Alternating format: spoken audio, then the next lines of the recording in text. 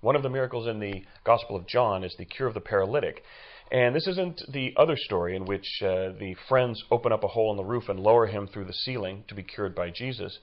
This is the story of a man who for 38 years has been paralyzed and has in vain been waiting by the side of the pool of Bethesda, hoping that he can move in to the water when the Spirit stirs the water, but someone who also wants to be cured moves in before he does. And he's been waiting day after day. Jesus, of course, cures him, and the story is that he cures him on a Sabbath, which causes controversy among the observers of the miracle and those who later see the paralyzed man carrying his mat, which is forbidden on the Sabbath.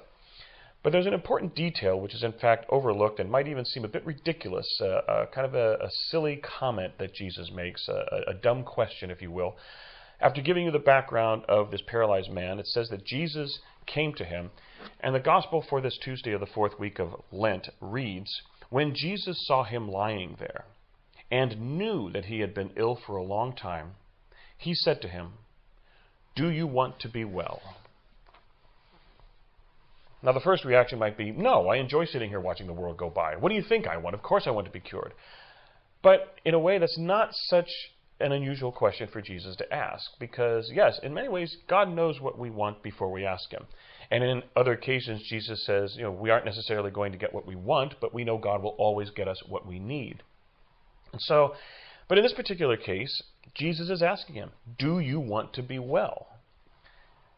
Is this what you want? And as we continue to grow in prayer during the season of Lent, it's not selfish. We should consider it's not selfish to ask God for what we want. We pray that God's will be done. And hopefully what we want is something we recognize from our own spiritual maturity. It would be a good thing to have, not just a material possession that we want out of greed or avarice, but the graces that we need, the cure, the healing that we need, and that we have that grace to ask God. It is not arrogant to ask God for things that we want, especially when we pray and we hope, perhaps we even know, it is good for us, a healing or a benefit or a grace. And so in this case, Jesus, he doesn't say, what can I do for you? He asks very specifically, do you want to be well? And the man responds, telling him his dilemma, and Jesus cures him.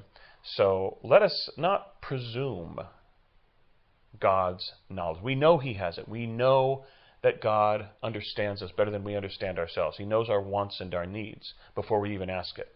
But let's not presume that therefore we should not ask for it, that we should not have the grace to humbly come before God and say, Lord, this is what I need. This is what I want. Your will be done. Give me the grace required to go on.